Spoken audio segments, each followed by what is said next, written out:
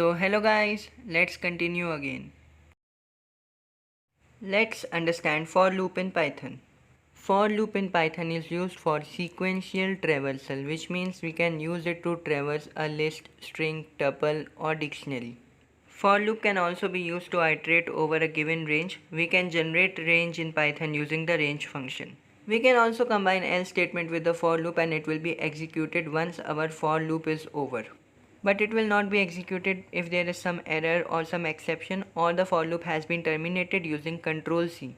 For loop don't have any condition and it will directly iterate over the given iterable.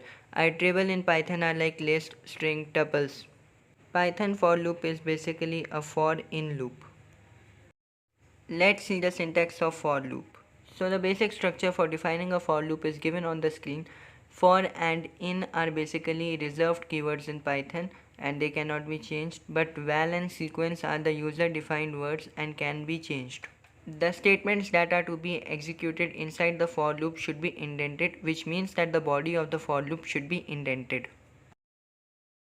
The syntax of for loop with else statement is similar to the for loop. We just need to add a else block as we have done in case of while loop. Let's go for a hands-on practical now. First of all, start the Python REPL by giving the command python. Once it is started, I will be declaring a for loop to iterate over a range. Range function is the same that we saw in previous video. We know that for loop in Python is used to iterate over a sequence or other iterable objects. Iterating over a sequence is called traversal. Here what actually happens that num variable takes the value of item inside the sequence on each iteration. We are using range function here and the loop continues until we have reached the last item in the sequence. The body of the for loop is separated from the rest of the code by using indentation.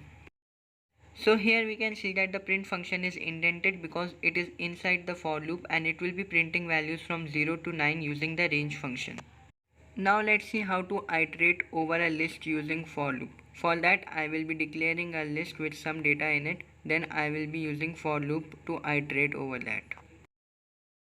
As we know that list is an iterable object and it is a type of sequence in Python, so we can directly apply for loop on it. We just need to write the name of the list after the in operator. So as expected, it will print the data on the screen. In the same manner, we can also iterate over a tuple. So here I have declared the tuple and on that I will be calling the for loop, and as expected, it will be printing all the values one by one inside the tuple.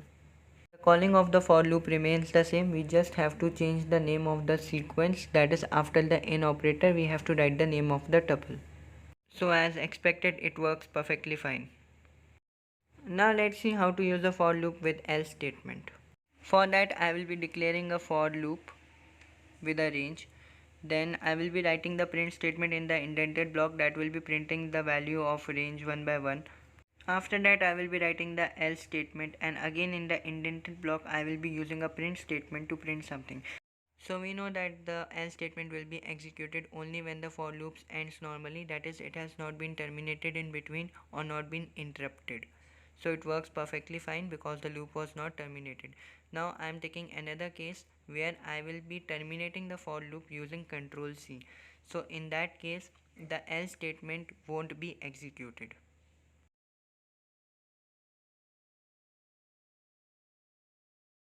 So as expected, the else statement didn't work here. We know that we can iterate over string in Python using for loop. So for that I will be declaring a string. Anything inside single quotes or double quotes is considered as string in Python. After that I will be declaring a for loop, and in the last, that is in place of sequence, I will be writing the variable that is used to hold the string and it will iterate over that. So as soon as I hit enter, it will give me all the letters inside that string. Thank you for watching my video. My new video will be uploaded soon. Thank you.